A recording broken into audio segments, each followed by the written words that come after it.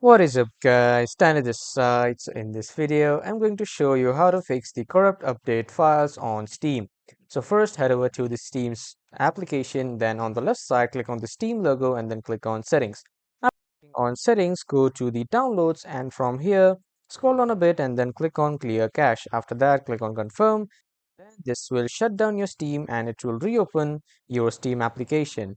Now, after reopening the Steam application, your cache files or all the folders that were cached have been cleaned, and this will, the Steam application will give it a fresh start and it will start freshly.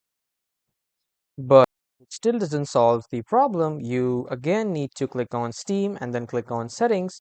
And after that, you just need to go to the storage. And from here on the right side, you need to click on the settings and then click on repair library.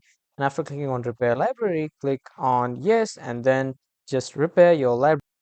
And after that, if you still persist, you just need to go to the library section, and from here you, if any of the game, a particular game is giving issues, right click on that game and click on properties, and after that click on updates, and